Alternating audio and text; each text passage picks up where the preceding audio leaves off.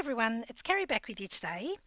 A few weeks ago when I was showing one of the bits and pieces kits, this was one of the projects that I had shown and I promised to come back and show you how I made them. So we're going to look at these little envelopes today.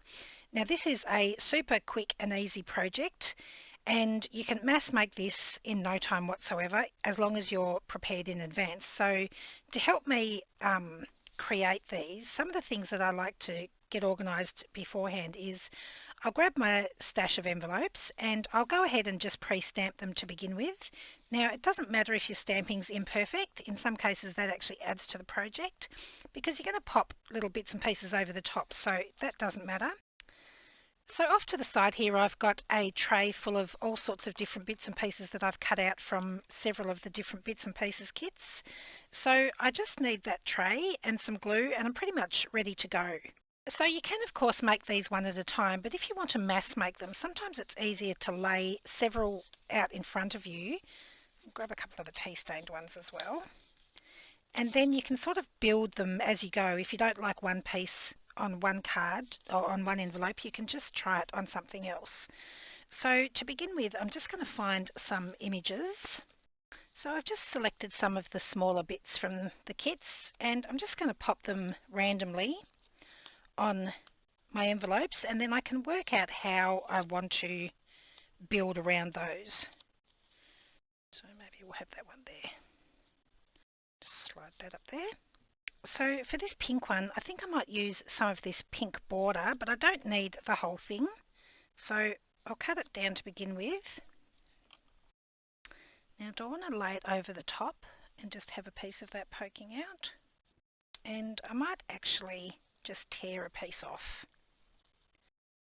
I think I've technically got that upside down, but I don't think it really matters. So I don't mind that at the moment. So I'll go ahead now and speed up the video and you'll be able to see the process. I just pick bits and pieces that I think look alright with those images.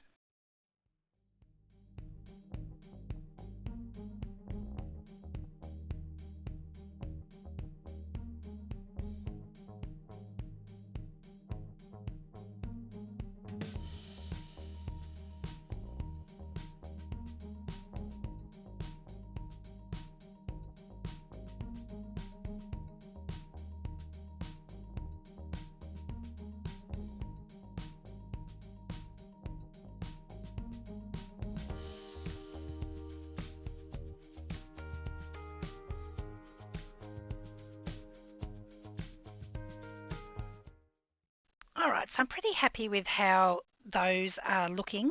So now I'm just going to go ahead and glue them down. You could ink around the pieces if you want to, but I'm not going to do that today. So now I've got all my little bits glued down. I could leave it at that and they would be fine just like that, or I could choose to add some more elements to them or some stamping. So I'm just going to have a quick look through here and see if I want to add anything else.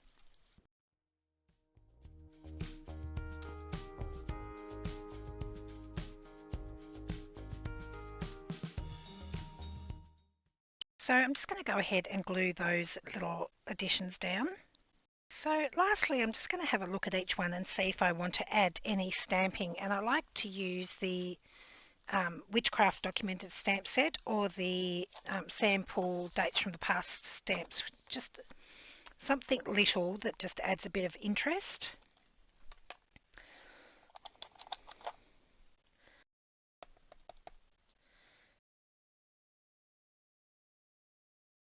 So I've just popped that little stamp on there. Sorry, that was probably off screen.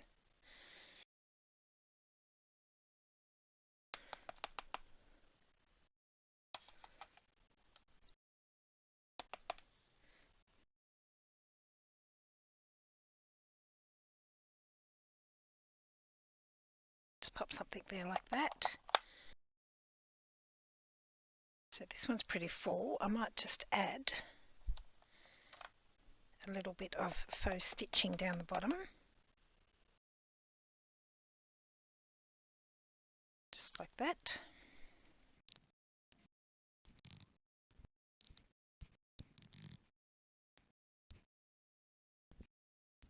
So to finish off, I'm just going to add some gold splashes to my envelopes.